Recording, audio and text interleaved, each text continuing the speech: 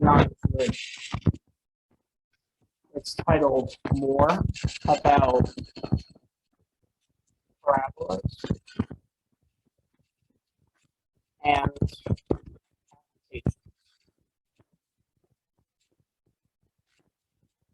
applications for us, unfortunately, means word problems. And we'll get to that towards the end of this section. So just as a little review, when we're talking about parabolas, we're referring to quadratic equations.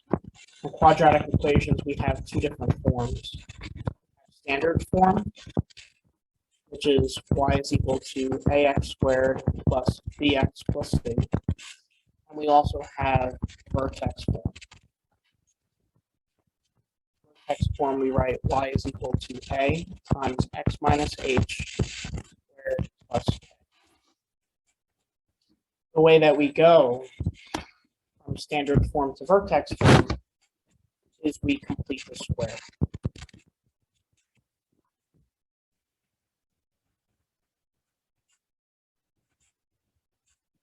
Early on, when we were talking about quadratic equations and their graphs, I had mentioned their vertex.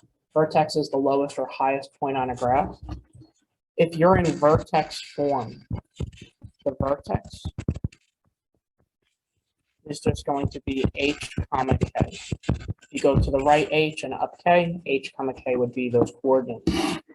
You can find the vertex for something in standard form without doing the whole completing the square. It's a little bit more involved, but the vertex would have the coordinates, the opposite of b over 2a, and then to get the y value, we plug it in. What I mean by that is you plug in the x value. And whatever that comes out to for y, that would be the y value of the vertex. So what I want to do is I have a couple different types of problems. We're going to be finding the vertex using completing the square and the formula that I just gave you. So the directions are just going to be find the vertex.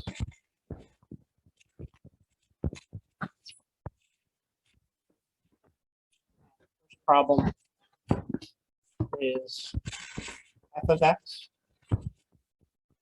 is equal to, make it negative 2x squared minus 8x plus 3.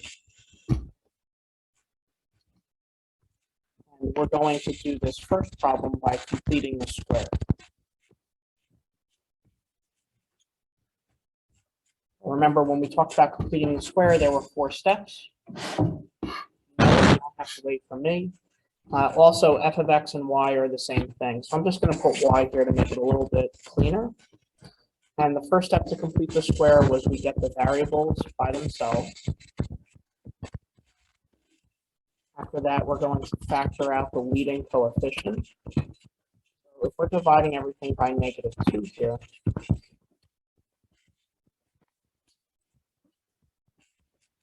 that's what we come up with. Negative 8 divided by negative 2 is, of course, 4. Then what you do is you take 4 divided by 2 and then square it. That number goes right here. 4 divided by 2 is 2. 2 squared is 4. That's our new number. And then to finish this, you multiply that by the front and then subtract. 4 times negative 2 is negative 8. We're subtracting negative 8.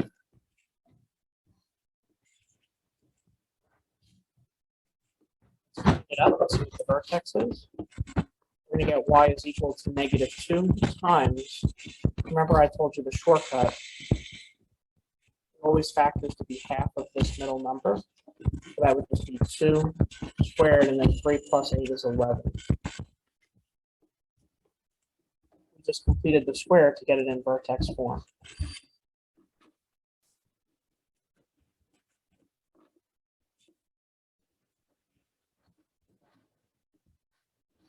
As far as what the vertex is, it says +2. So if you remember back to our other lesson, this number is going to tell you whether it goes left or right. If it's negative, it goes to the right. If it's positive, it goes to the left. So this graph is clearly going to the left too. And then this last number is going to make the graph either go up or down. If it's positive, it goes up. Negative, it goes down. So we're going to be going to the left 2 and up 11. So -2, 11 would be the graph. But A is negative, right? If A is negative, it opens down.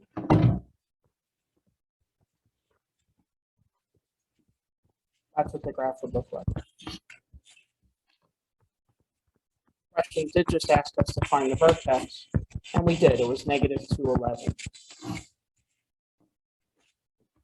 For the second example, I want us to get the same vertex, but I want us to use the formula. So when you take your final exam, I don't care how you get the vertex. I'm not going to tell you to please use completing the square. I'm not going to ask you to use the formula. You just decide whatever's easier for you. So let's do the same exact problem. F of x is equal to -2x squared minus 8x plus 3. We're going to be using the formula. And the formula was the opposite is b over 2a. And then we're going to plug it in to get the y value. Hopefully it's the same thing that we just got. So in this case, we have an a value, a b value, and a c value. The a value is -2. The b value is -8. The c value is 3. So using the formula, the opposite of b over 2a would be the opposite of -8 divided by 2 times -2. 8 over -4, which is -2. Which is a good thing. That's the same thing we got before.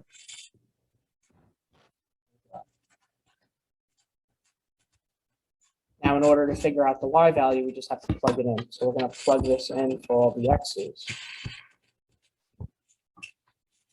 And we're going to get -2 times -2 squared minus 8 times -2 plus 3.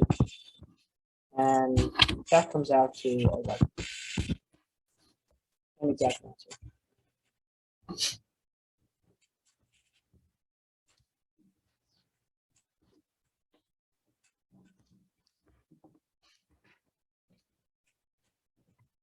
Now for whoever's in class, how many of you prefer to just complete the square to get the vertex?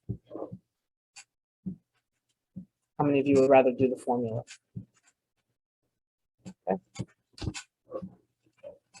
Whatever. The only thing I could see with the formula that's a downside is you have to remember something else, right? Completing the square is a little longer. So just, it's totally up to you, whatever you choose. What I wanted to do next is talk about how to graph quadratics. So let's call this graphing quadratics.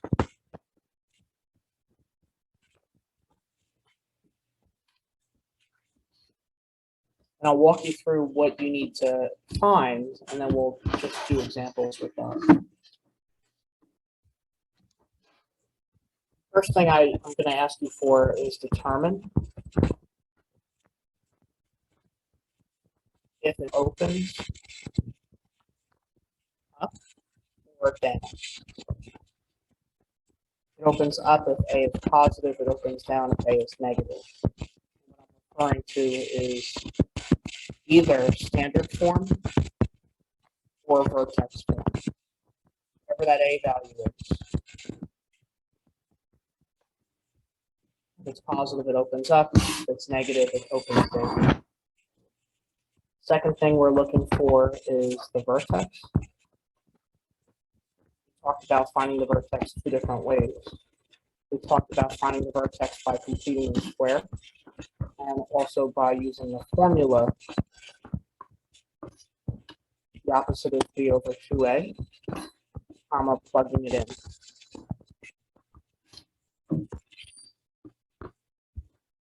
Something else I'm going to ask you for is the Y-intercept.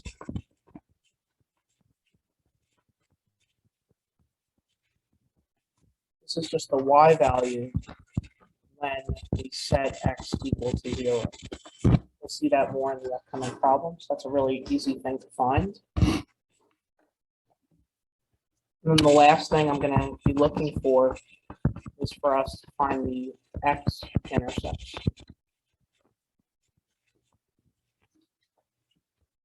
Find the X-intercepts, what we do is we set Y equal to 0. And depending on if it's a basic problem, we just solve it. Most of the problems we do, we're going to have to factor to get the X-intercepts. And remember, with factor, we talked about UCF, we talked about grouping, we talked about trinomials, we also talked about special cases.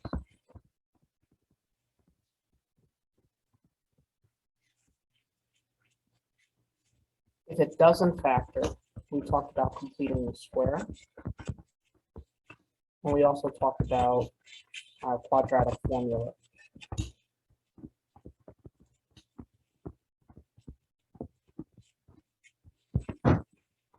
Generally, we work our way down depending, we could do it with an easier technique. We'd much rather factor than complete the square.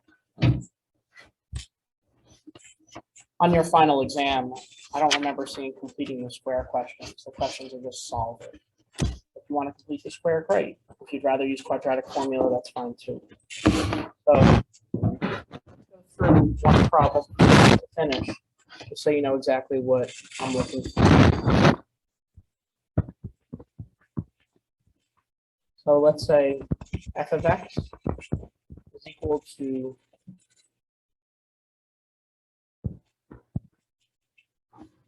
let's say 2x squared minus 12x minus 5.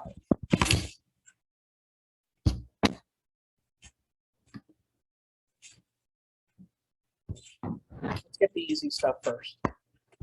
First thing let's look for is what's called the Y-intercept by making x equal to 0. This is where the graph crosses the y-axis. So if you make x equal to 0, we just get 2 times 0 squared minus 12 times 0 minus 5.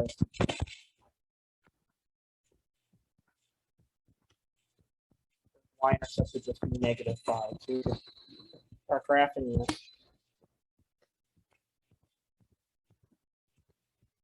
This graph is going to cross the y-axis at negative 5.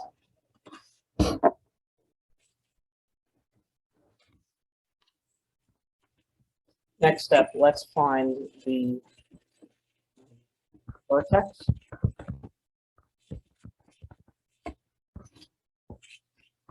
One thing that's good about using completing the square is if you use completing the square to get the vertex, it's really easy to finish it to get the x-intercepts. So let me show you what I mean. To get the vertex, we're going to make y equal to 0. Y in this case is f of x. So we get 2x squared minus 12x minus 5 is equal to 0. First step, let's isolate the variables. Factor out the leading coefficient.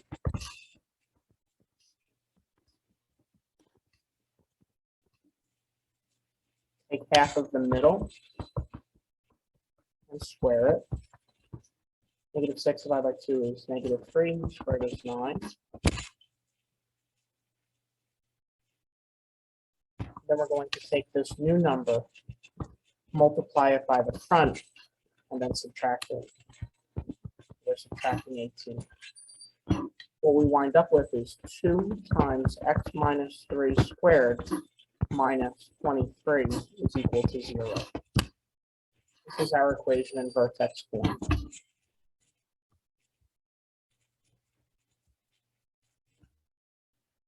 This problem is telling you that the graph goes to the right 3, down 23. It gets narrow, and also it opens up. And graph that to the right 3, down 23, maybe somewhere over here is my vertex. And this is at 3, negative 23.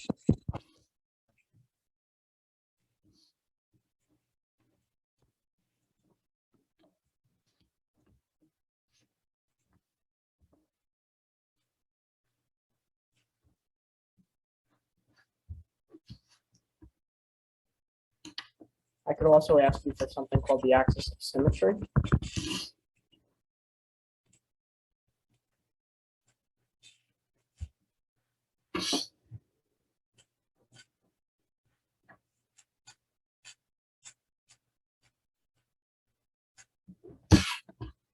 The axis of symmetry would just be the x value of the vertex. So the axis of symmetry is just going to be x is equal to 3.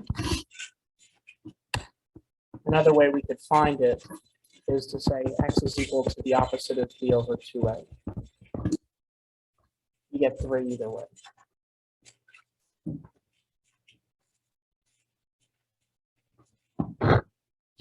Let's find the x-intercept by making y equal to 0 and solving.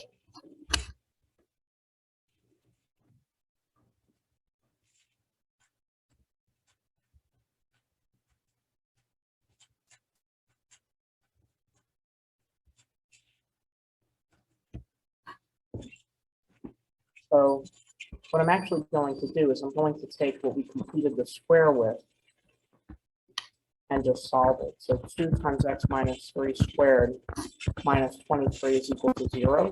I'm just going to finish that to get the x-intercept. Another way we could do it is we could also use the quadratic formula.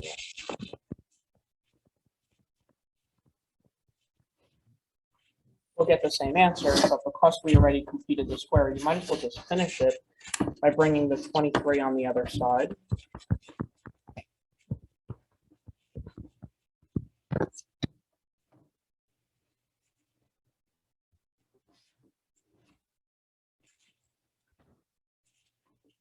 Dividing by 2.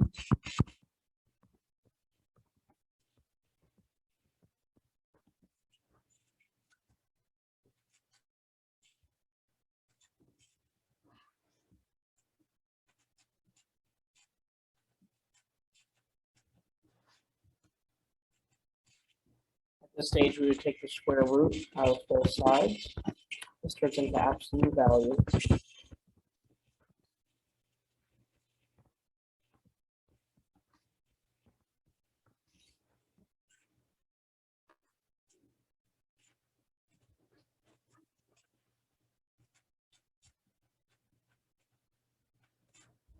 And then we just have to get rid of the radical on the bottom. Let's multiply top and bottom by root 2. We'll get x minus 3 would equal plus or minus the square root of 46 over 2. And bringing 3 over, we just get x is equal to 3 plus or minus the square root of 46 over 2. Not the prettiest thing in the world. And we're forcing something to factor that didn't factor from the beginning. If we use the quadratic formula, we get exactly the same answer. So we could just go ahead and do that here. 2x squared minus 12x minus 5 is equal to 0. I'm just going to do the quadratic formula. A would be 2, B would be negative 12, and C would be negative 5.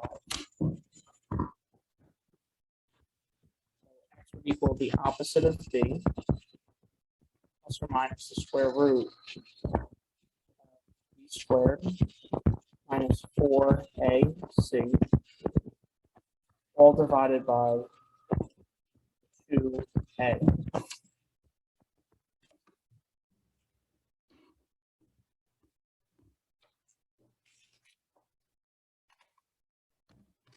Cleaning this up, you get 12 plus or minus the square root of 144 minus 4 times 2 times negative 5. This is the square root of 184.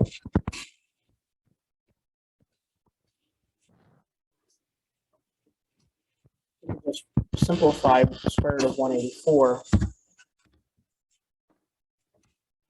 This is just the square root of 4 times the square root of 46. So it's just 2 root 46. And we're almost done.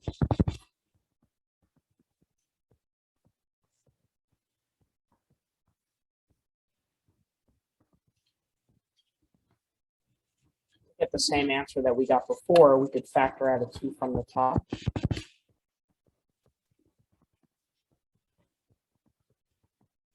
Factor out a 2 from the bottom. And that's exactly the same thing. 6 divided by 2 is 3. Square root of 46 over 2. I think with completing the square, it's a little faster, and you don't have to simplify. But if you want to use quadratic formula, you can get the same exact thing. To convert to decimals,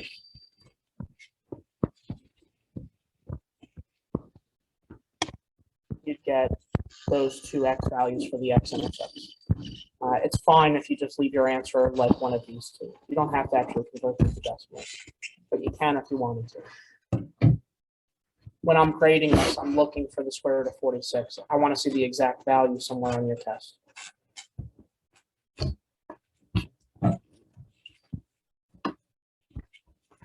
Anyone know what the domain for this would be?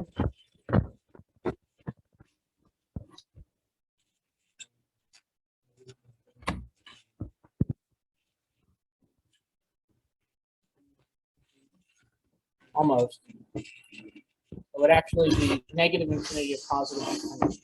The only things I would ever restrict the domain is, remember, if we have a radical, the inside has to be greater than or equal to 0. And also, if we had a fraction, the denominator can't be 0. Yeah, that's okay. Let's talk about range next. You will have a problem on the final where it gives you a fraction and you have to set the denominator equal to 0 and tell me the range. Tell me the domain, just like on the review. As far as the range, remember, domain were the x values, range are the y values. And it looks like for this graph, it starts, the lowest ranges is negative 23, and then it just goes up for forever. The way that we would say that, we would say it starts, the lowest is negative 23, and it just goes up for forever.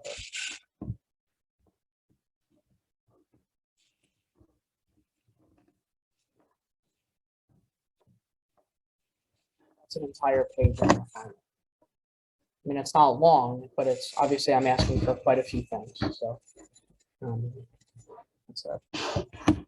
I had 3 other problems to finish out this section. The next section is a little easier. But, just to kind of wrap this up here, I ask you to find the discriminant.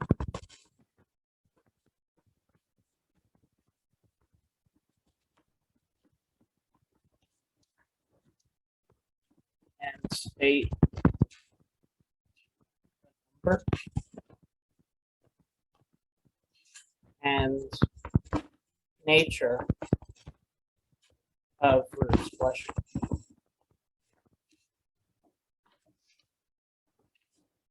If you remember, when we had the quadratic formula, the discriminant was what was inside the radical.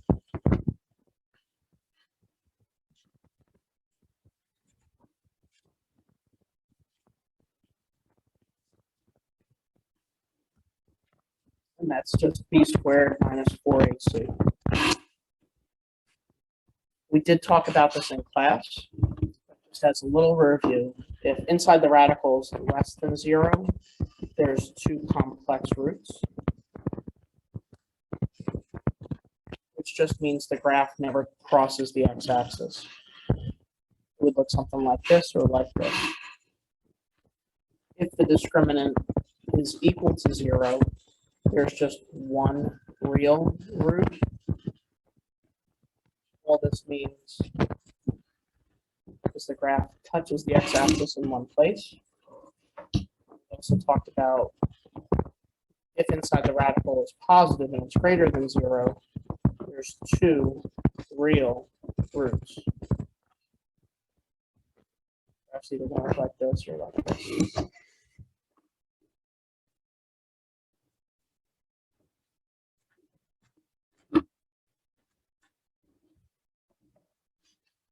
Let's just take a look at a couple examples here. If I told you f of x is equal to negative 3x squared minus x plus 2. Second one we'll do is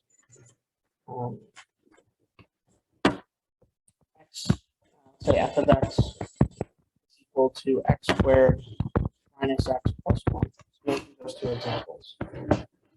Directions just asked us to find the discriminant. All we really have to do is figure out what A, B, and C are. Then we're going to find the discriminant and see how many roots are there. And what are they? Are they real or are they imaginary? So for this first problem, the discriminant would be b squared minus 4ac.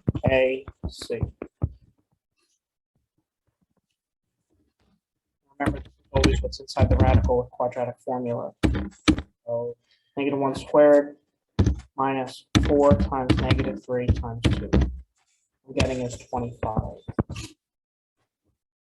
25 is bigger than 0, so this means that there's two real roots. The graph's going to look something like this, or like this.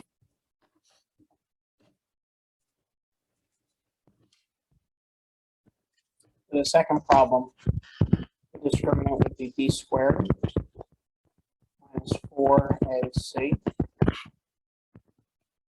and that would be 1 minus 4 is just negative 3, which is less than 0. There's two complex roots, meaning the graph's going to look like this or like this. That's the x-axis.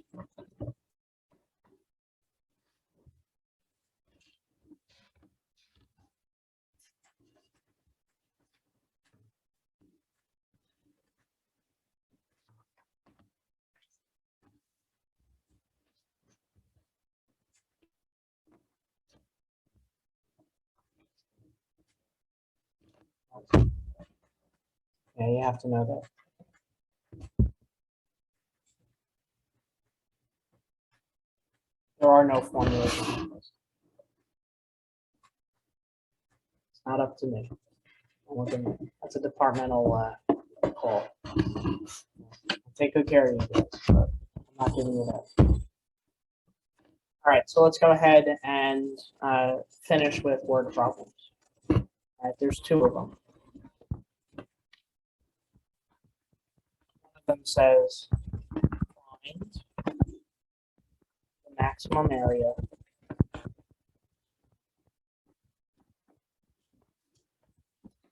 of a rectangle if the perimeter equals 100.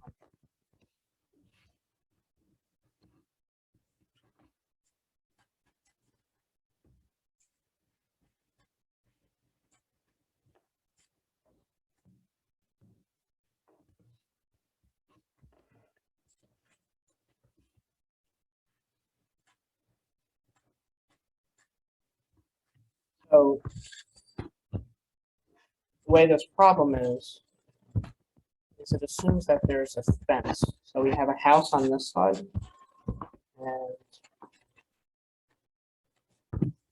there's a fence.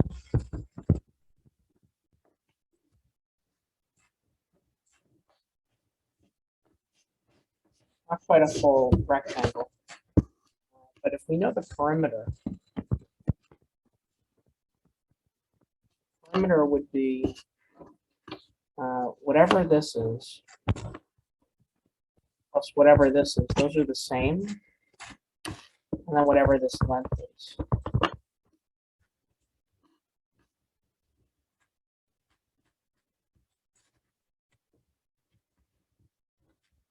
So the perimeter would just be x plus whatever that length is.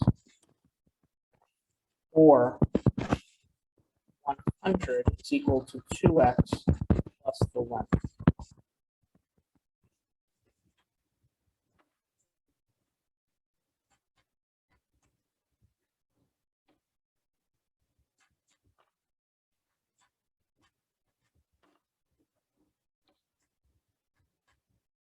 So the length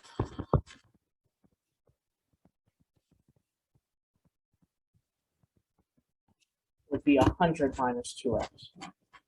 The question was asking us to find the maximum area. The way that we find the area is we do length times. For this particular problem, the length was 100 minus 2x. And the width was just x.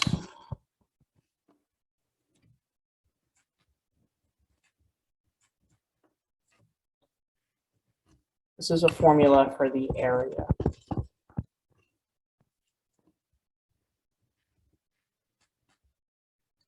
What we could actually do is distribute here, and we'll just call it the area is equal to negative 2x squared, distribute this, plus 100x, plus nothing.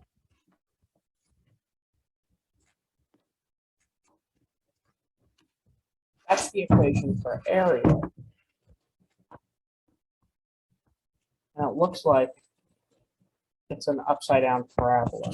You guys see that? So the maximum area would be whatever this point is. This is the maximum area, given the constraints. That point is also called the vertex, right? What we're looking for is we're looking to find the vertex of that upside down parabola. We talked about two different ways to do that. We could either do it by completing the square or by quadratic formula. It seems like most people in class preferred the formula. So if we know A is equal to negative 2, B is equal to 100, and C is equal to 0, to get the vertex, what we're going to do is we're going to do the opposite of B over 2A, and then we'll plug it in to get the Y value.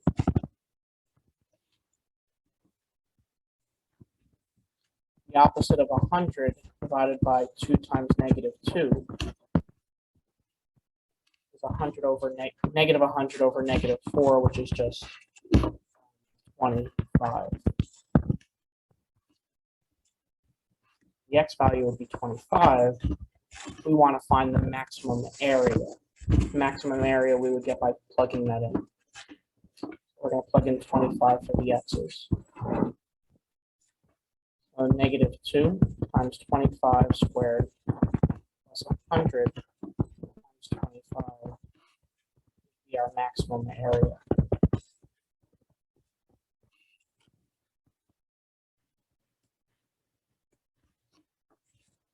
Just type that into your calculator and it comes out to be 1250.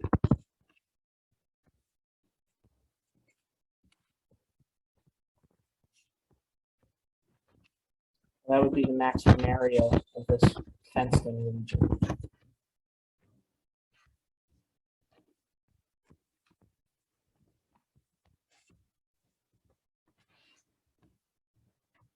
One other problem I wanted to do from this section, and then that'll be it.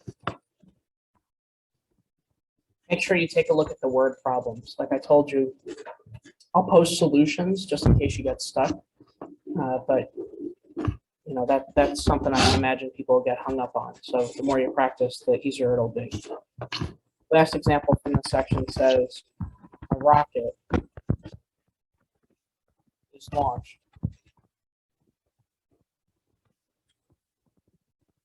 trajectory.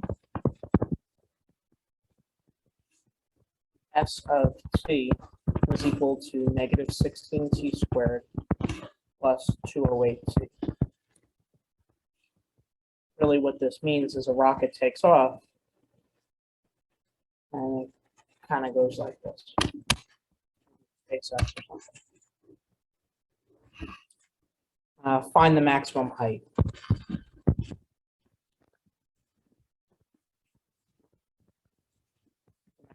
Height would be the y value. The time to get there.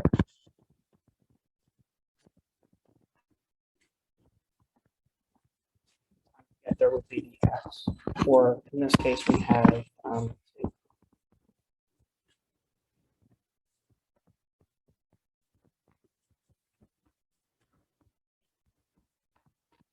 so similar to what we just did. I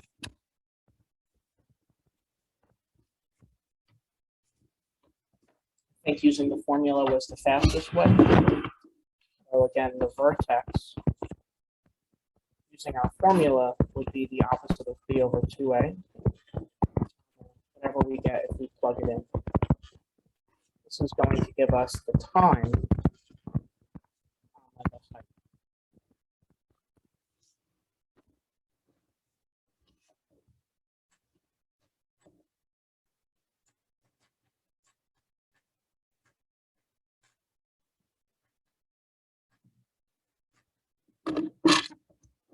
Let's go ahead and use our formula.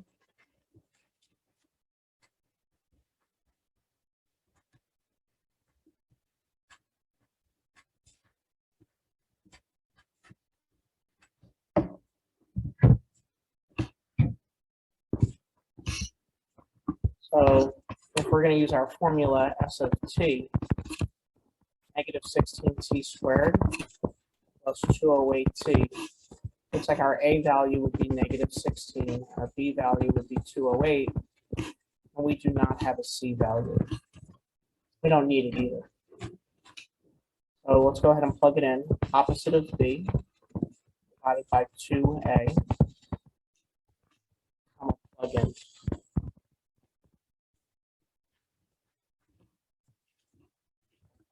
Calculator here, negative 208 divided by 2 times negative 16, 6.5. This is the time for the max height. That would be this right here, 6.5 seconds. Doesn't say that seconds or minutes, but just assume it's seconds. And then to get the maximum height, we're going to plug in 6.5. So plug in 6.5 t. With negative 16 times 6.5 squared, 208 times 6.5. If you just type that in, I did the work, it's 676. So the highest this rocket goes is 676 feet, meters, whatever the units are.